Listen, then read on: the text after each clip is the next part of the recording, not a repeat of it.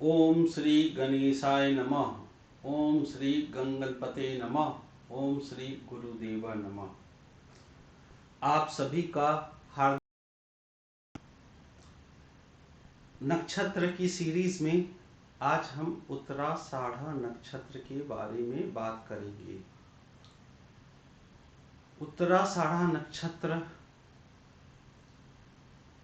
का फर्स्ट चरण, फर्स्ट पद धनु राशि में आता है, सेजिटेरियस में, और दूसरा, तीसरा और चौथा पद चरण मकर राशि कैप्रिकॉर्न में आता है। तो आज हम बात करने जा रहे हैं कि उत्तराषाढ़ा नक्षत्र के लोग कैसे होते हैं। स्पेशल तारा और नवतारा की भी बात करेंगे। फिर 2023 में नक्षत्र का गोचर, प्लैनेट की गोचर के बारे में बात करेंगे। फिर एक ओवरऑल आइडिया की बात करेंगे ना। Uttara means later. तो जिसका जन्म जो है, जो लाइफ में जिसको सेकंड हाफ में मिलता है, कुछ किस्मत वाले होते हैं जिनको जन्म से मृत्यु तक किस्मत उनका साथ देता है। पूर्वाषाढ़ा को अर्ली विक्ट्री मिलती है, तो उत्तराषाढ़ा को लेटर विक्ट्री मिलती है। तो ये जो है, इनका जो असल जीवन है वो 35 साल के बाद ही शुरू होता है। जैसे उपचय घर में जो ग्रह बैठते हैं समय के साथ खिलते हैं, तो जो उत्तराषाढ़ा के लोग हैं वो समय के साथ ही खिलते हैं। अगर उत्तराषाढ़ा को पूर्व भद्रा या उत्तर भद्रा नक्षत्र की पार्टनर्स मिल जाए तो उनके जीवन में 4 चांद लग जाते हैं, उनका जीवन बहुत अच्छा हो जाता है। वहीं गलती से उनके लाइफ पार्टनर रोहिणी या मृगशिरा नक्षत्र के हो जाते हैं तो आप देखिएगा गुण के स्केल में वो 11-15 गुण भी नहीं मिलते हैं, तो थोड़ा सा लाइफ तो डिफिकल्ट हो जाता है। अब हमारा जो फोकस एरिया है वो हम बात कर रहे हैं चंद्रमा कहाँ बैठा है, चंद्रमा उत्तराषाढ़ा नक्षत्र में बैठा है कि नहीं। मैंने वैसे आपको एसेंडेंट और सन का भी दे दिया है, लेकिन हम यहाँ बात सिर्फ कर रहे हैं चंद्रमा की। तो उत्तराषाढ़ा नक्षत्र में जो होते हैं, इंटेलिजेंट के साथ साथ चैरिटेबल तो होते ही हैं। गुड लुकिंग चार्मिंग प्रिंस या प्रिंसेस भी होते हैं। उनका स्टाइल होता है, रिफाइनमेंट होता है, दिल के बहुत साफ होते हैं। अगर उनका मंगल उच्च का है, मन मकर राशि में बैठा है, या फिर चंद्रमा से या लग्न से 10वें घर में मंगल बैठा है, तो वो मिलिट्री में भी अच्छा परफॉर्मेंस, मिलिट्री या पुलिस में अच्छा परफॉर्मेंस कर सकते हैं। उत्तराषाढ़ा के लोग जैसे ही मैच्योर विथ एज होते हैं तो इस हाईली रिकमेंडेड दे मैरी लेट। जितना लेट शादी करेंगे उनके लिए उतना अच्छा होगा। इनका जो एक सिंबल है वो एलिफेंट का टस्क है, जो गणेश और चतुर्थी तिथि बहुत इंपॉर्टेंट हो जाती है इनके लिए। ये मनुष्य गण के हैं तो इनको कोई दिक्कत नहीं है, सभी से इनका मिलजुल, देवता से, राक्षस से, सबसे संभल के चलते हैं, इनको कोई दिक्कत नहीं है। इनका जो प्राइमरी मोटिवेशन अल्टीमेटली जो होता है वो मोक्ष प्राप्ति के होता है। ये दुनियादारी में उतने बहुत स्मार्ट नहीं होते हैं। इनका रूलिंग प्लैनेट है जो है वो सूर्य है। तो सूर्य का जो महादशा होता है, जो इनके बचपन में ही चला जाता है, वो एक इम्पॉर्टेंट एक ग्रूम देता है। अब हम बात करते हैं योनि की। तो 27 नक्षत्र है, तो 26 नक्षत्र के क्या है, मेल और फीमेल के पेयर हैं। ये एकमात्र ऐसा नक्षत्र है जिसका कोई फीमेल काउंटर पार्ट नहीं है। ये मेल मंगूज हैं, तो इनको सेक्सुअल कंपैटिबिलिटी का एक इशू जरूर रह जाता है। ये नक्षत्र का दोष है, ये उनका दोष नहीं है। जन्म स्थान से दक्षिण की तरफ में इनका फेवरेबल डायरेक्शन कह सकते हैं हम। तो जन्म स्थान से दक्षिण में जो, अगर इंडिया में बॉर्न है तो इनके लिए सिंगापुर, मलेशिया, ऑस्ट्रेलिया, न्यूजीलैंड ज्यादा अच्छा रहेगा, बशर्ते कि यूरोप या अमेरिका। और अगर वो इंडिया में ही रहते हैं तो जन्म स्थान से सदर्न स्टेट्स की तरफ जाएं तो और भी अच्छा रहेगा। अगर वहां जहां जहां जन्म हुआ वहीं रहते हैं तो शहर के दक्षिण साइड में रहें। जिस घर में रहते हैं दक्षिण वाले घर रूम को बेडरूम बनाएं। जिस ऑफिस में काम करते हैं साउथ वाले केबिन को अपना केबिन बनाएं तो उनके लिए फायदेमंद होगा। इष्ट देवता की बात करते हैं तो 10 विश्व जो देवता हैं वो इनके इष्ट देव हैं। अब हम बात करते हैं नवतारा और स्पेशल तारा की। तो सर्वतोभद्रा चार्ट जब हम लोग रेफर करते हैं तो उससे एक जेनरिक आइडिया आता है कि हमारा एग्जिस्टेंस का तारा कौन है, हमारे कर्म का तारा कौन है, हमारे फैमिली का तारा कौन है।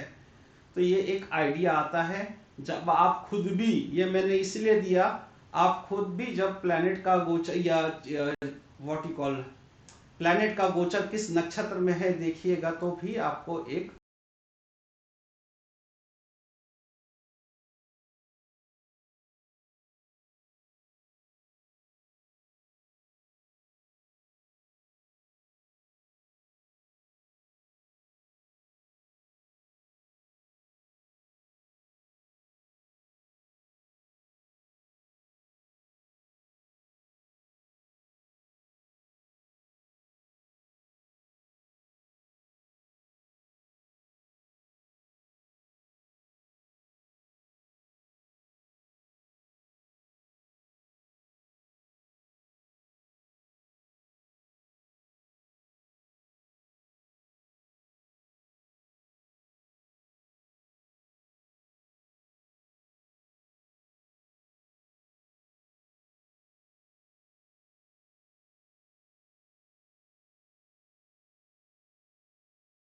अगर यहाँ पे अगर ठीक से देखें तो हम बात कर रहे हैं अभी उत्तराषाढ़ा की। तो उत्तराषाढ़ा का रूलिंग प्लैनेट सन है। तो अगर आप ठीक से देखिएगा तो यहां आपको समझ में आएगा ये सन की महादशा में ही आपका जन्म हुआ होगा। या तो सन का पूरा 6 साल मिला होगा या 5 साल मिला होगा या 2 साल या 1 साल। तो सन का तो महादशा आपको बचपन में मिला ही मिला होगा। सन के बाद जो दूसरा महादशा आया होगा वो चंद्रमा का आया होगा। चंद्रमा जो है संपत्ति तारा है, वो आपके लिए अच्छा है, संपत्ति तारा है, वो आपको देगा। बट धनु राशि में है तो चंद्रमा भले ही 8th लॉर्ड है कि नहीं, वो फिर भी आपको हानि नहीं करेगा। और मकर की बात करें तो चंद्रमा जो है वो 7th लॉर्ड हो जाता है कि नहीं।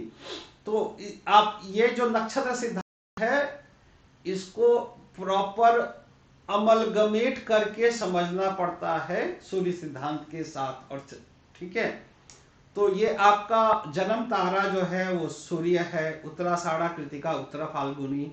संपत तारा चंद्रमा है। चंद्रमा के नक्षत्र सवर्णा रोहिणी और हस्ता नक्षत्र। विपत तारा, तो यहाँ पे अगर देखिएगा तो आपके अपने चार्ट में अगर आपका तीसरा महादशा या 5वां महादशा, तो तीसरा महादशा क्या है, मार्स का, मंगल का महादशा। 5वां महादशा कहाँ है, जुपिटर का। अगर आपके चार्ट में ये तीसरा और 5वां मार्स और जुपिटर का प्लेसमेंट अच्छा है तब तो आपके लिए ये उतना कष्ट नहीं देगा। अगर अच्छा प्लेसमेंट नहीं है तो तीसरा और 5वां जो है महादशा आपको कष्ट दे सकता है, ये ध्यान में रखिएगा। 9वां महादशा आपके लिए बहुत अच्छा होगा शुक्र का। 8वां महादशा भी अच्छा होगा, है कि नहीं। फिर 7वां, तो 3, 5 और 7 ऑड नंबर्स से थोड़ा केयरफुल रहिएगा, accept the 9th one, right. अब हम जैसे बताएं आपको शुरू में कि धनु राशि वाले भी उत्तराषाढ़ा नक्षत्र के होते हैं और मकर राशि के। तो धनु राशि के जो है उसमें मंगल और शनि, मंगल और सूर्य बेनिफिक माने जाते हैं, फंक्शनल बेनिफिक माने जाते हैं।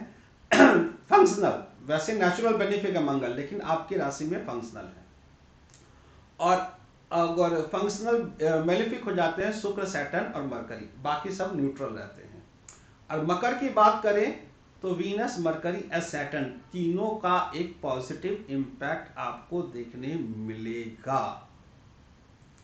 तो सैटर्न चूंकि लग्नेश भी है मकर में, तो जिस किसी का भी अभी सैटर्न का महादशा चल रहा है उसको एक बहुत ही पॉजिटिव रोल आपको देखने मिलेगा, बशर्ते आपके चार्ट में सैटर्न का प्लेसमेंट सही होना चाहिए। अब इतने सारे नक्षत्र हैं, 27 नक्षत्र देख लिए। ये 4 नक्षत्र आपके लिए बहुत इंपॉर्टेंट है जो उत्तराषाढ़ा के हैं, भरणी, माघा, पूर्वाषाढ़ा और पूर्व फाल्गुनी। माघा एकमात्र है जिसका लॉर्ड केतु है, बाकी तीनों का लॉर्ड शुक्र है, और मकर में शुक्र फंक्शनल और नेचुरल दोनों बेनिफिक है। तो आपको ये देखना है, शुक्र तो हर 15-20 दिन में घर चेंज करता रहता है, तो आप कह सकते हैं कि ऑलमोस्ट हर महीना ही आपके लिए अच्छा होगा, क्योंकि प्लैनेट्स आपके पॉजिटिव हैं इस बार। वैसे भरणी नक्षत्र को अगर हम कर्म की जगह बात करें, आपकी जॉब की बात करें, तो आपकी जॉब में 21 जून से 27 नवंबर को एक बहुत अच्छा एक टाइम आपको आने वाला है। आपको प्रमोशन मिल सकता है, जॉब चेंज आप खोज रहे हैं तो जॉब चेंज हो सकता है, सैलरी इंक्रीमेंट देख रहे हैं तो सैलरी इंक्रीमेंट भी हो सकता है। मुझे पता है जून के नवंबर के बीच में इंक्रीमेंट नहीं होता, बट ये आपका एक्सेप्शनल केस बन रहा है, तो ये आपके लिए काफी सही रहेगा। माघा नक्षत्र की बात करें तो आपका सोशल लाइफ जो है, कलेक्टिव जो टीम एफर्ट है, वो जुलाई अगस्त अच्छा पीरियड जा रहा है। और अगर हम आपको अचीवमेंट की बात करें, कोरोनेशन अभिषेक की बात करें, तो वो तो आपको लास्ट में, साल के लास्ट में एक बड़ा कुछ मिलेगा, उसमें आप थोड़ा फोकस रखिएगा। और आप में जो फायर है, आपके पर्सनालिटी का जो फायर, वो जुलाई और अगस्त ये 2 महीना काफी इंपॉर्टेंट रहने वाले हैं। आपको जो केयरफुल रहना है, सावधान रहना है, वो मैंने लैपटॉप का फोटो इसीलिए दिया है कि ऑनलाइन जो आप काम करिएगा तो थोड़ा सा केयरफुल रहिएगा। आपका चित्रा नक्षत्र में केतु जब ट्रांजिट करेगा तो आपको थोड़ा सावधान रहना पड़ेगा। तो 23 सितंबर से 23 अक्टूबर एक महीना जो है, कोई भी जो भी लीगल या कुछ भी पेपर वर्क करे, थोड़ा डबल चेक कर ले, ट्रिपल चेक कर ले। और मेंटल स्ट्रेस आपको अनुराधा नक्षत्र दे सकता है 8 नवंबर से 8 दिसंबर के बीच में। तो एक 2 महीना, 12 महीना में 2 महीना थोड़ा आपको केयरफुल रहना है। ये मेरा अपना कैलकुलेशन है, ये कैलकुलेशन आपको कोई भी यूट्यूब में नहीं दिखाई देगा। अब हम बात करते हैं राशि की। तो जो उत्तराषाढ़ा के पहले चरण के हैं उनके लिए जुपिटर सैटर्न इंपॉर्टेंट है, और जो उत्तराषाढ़ा के मकर लग्न, मकर राशि वाले हैं, उनके लिए सैटर्न और सन का इंपॉर्टेंस हो जाता है। तो हम पहले सैटर्न की बात करें जो कॉमन है दोनों में, तो सैटर्न 17 जनवरी के बाद पूरा साल जो है वो कुंभ राशि में रहेगा। अब जो धनु राशि वाले हैं, वहां धनु राशि से तीसरा, विच इज वंडरफुल, एक्सलेंट, धनु राशि वालों का 7.5 भी खत्म हो गया है। तो बिंदास होके आप सैटर्न का चिंता छोड़ दीजिए। संचित कर्म का जो आपको पाप था वो खत्म हो गया। पिछला जन्म का प्रारब्ध राहु देता है, इस जन्म में लास्ट 28 साल में आपने जो भी पाप किया था वो अब 7.5 से खत्म हो गया है। आपका अब स्लेट क्लीन हो गया है। अब आप 0 से स्टार्ट करके अच्छे कर्म कीजिए, अच्छा फल आपको मिलेगा ही मिलेगा। सैटर्न अब आपको गिवर है। जो लोग यंग लोग हैं उनका ये शायद पहला 7.5 था, और जो लोग 55 के ऊपर हैं उनका ये दूसरा 7.5 था। बात करते हैं जुपिटर का। तो जुपिटर बहुत इंटरेस्टिंग फेज में है। अच्छा, सैटर्न की पहले बात कर ले मकर राशि में। सैटर्न की मकर राशि जो है वो सेकंड हाउस में मंगल बैठेगा, सेकंड चंद्रमा से द्वितीय, और वो द्वितीय लग्न ये चंद्रमा जो भी दोनों, अगर आपका मकर है तो दोनों से द्वितीय बैठेगा, और ये धन का संपत्ति कारक में बैठ रहा है। और शनि आपको अच्छा देगा, शनि आपको अच्छा देगा। क्यों अच्छा देगा? तो आप यहाँ ऊपर में जाके देखिए कि संपत्ति में श्रवण रोहिणी हस्ता, यह है आपका तारा है चंद्रमा। चंद्रमा के साथ शनि का रिलेशन अच्छा नहीं है, लेकिन फिर भी शनि अपने मूल त्रिकोण राशि में बैठा है तो शनि अच्छा देगा ही। शनि अच्छा देगा, लेकिन जितना अच्छा धनु को देगा मकर को थोड़ा 10% होल्ड ही रहेगा। थोड़ा मून और सैटर्न का एक चक्कर आ जाता है। बात करते हैं जुपिटर की, तो जुपिटर जो है वो धनु वालों के लिए चौथे और पांचवें घर में रहेगा अप्रैल के बाद, और मकर वालों के लिए तीसरे और चौथे घर में रहेगा। तो सुनो, यहाँ जुपिटर देखिए, शनि भी स्वराशि है और जुपिटर भी पहले 4 महीने स्वराशि में ही है। जुपिटर एक्चुअली लेकिन स्वराशि में होगा। जुपिटर जिस घर में बैठता है उस घर का अच्छा नहीं करता, ये एक बहुत पुराना कहावत है। जुपिटर जहां देखता है उसका अच्छा करता है। तो जुपिटर जब अप्रैल से दिसंबर में, जब अप्रैल से अक्टूबर तक जब वो बनाएगा, गुरु चांडाल योग कहते हैं कोई, but I love that, because कलयुग में जो है ना, जुपिटर और राहु का एक साथ मेष राशि में बैठना बड़ा अच्छा है कि नहीं। तो वो एक बहुत अच्छा रिजल्ट देगा दोनों को, धनु वालों को भी मकर वालों को भी। उत्तराषाढ़ा का एक मिक्स्ड, एक कंबाइंड स्ट्रेट रिजल्ट्स आएंगे। अब सन का जो है वो हर महीने बदलता है, तो आपको सावधान कब रहना वो देखना है, और आपके लिए बहुत अच्छा होगा कब वो देखना है। तो 3 चीज बता रहे हैं यहाँ पे सन के बारे में। सबसे पहला, सन जो है जब वो 13 फरवरी को कुंभ राशि में जाएगा यहाँ पे, तो 13 फरवरी से 15 मार्च तक सन सैटर्न एक साथ रहेंगे। सन और सैटर्न का एक साथ रहना ऐसा होता है कि जब बाप और बेटा एक दूसरे को पसंद नहीं करते हैं और एक ही घर में रहना पड़ता है, तो दोनों के लिए प्रॉब्लम होता है। तो उसमें दोनों, उसके लिए अच्छा क्या है कि दोनों एक दूसरे को इग्नोर करें, अपनी अपनी चीज में रहें। तो यहाँ पे बाप बेटा से मतलब है, आप जब नौकरी कर रहे हैं आपका बॉस अथॉरिटी, तो जो लोग नौकरी कर रहे हैं उनको ये 1 महीना बहुत केयरफुल रहना चाहिए। That is what I will recommend. 13 फरवरी से 15 मार्च जब सन और सैटर्न की युति होगी। फिर आता है 14 अप्रैल। 14 अप्रैल को सन जो है एरीज में जाएगा। सन जब एरीज में जाएगा तो वहां पे ऑलरेडी राहु बैठा है, बाद में जुपिटर भी ज्वाइन करेगा। तो वहां पे सन जब राहु के साथ बैठता है तो राहु को ग्रहण लगा देता है। तो वो 1 महीने का भी पीरियड जो है थोड़ा सा, हम बुरा तो नहीं बोलेंगे, अच्छा इसलिए बोलेंगे कि सन वहां उच्च का होता है। मेष राशि में सन उच्च का होता है, सन पावरफुल है, एक्सॉल्टेड सन है, तो सन के लिए अच्छा है। राहु के लिए थोड़ा सा ठीक नहीं है। तो इसलिए क्या है कि सन राहु का कॉम्बिनेशन जो है वो पितृदोष अगर घर में है तो उसका एक प्रॉब्लम वापस रीसर्फेस कर सकता है।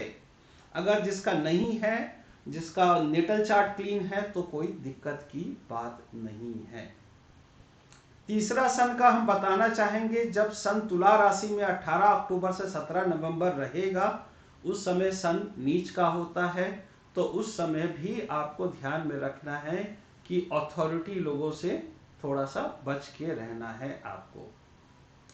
कंजंक्शंस बात कर ले, जो मैं ऑलरेडी आपको बता चुका हूं। सन सैटर्न 13 फरवरी से 14 मार्च। Jupiter sun is going to be very good. 15 मार्च से 14 अप्रैल। 23 अप्रैल से 20 अक्टूबर जुपिटर राहु बहुत अच्छा होगा। अप्रैल 23 से 15 में you need to be careful. So Uttarashadha नक्षत्र का तो हम लोग का सब कुछ समझे, थोड़ा बहुत और भी। उत्तराषाढ़ा नक्षत्र जो है 21st नक्षत्र है।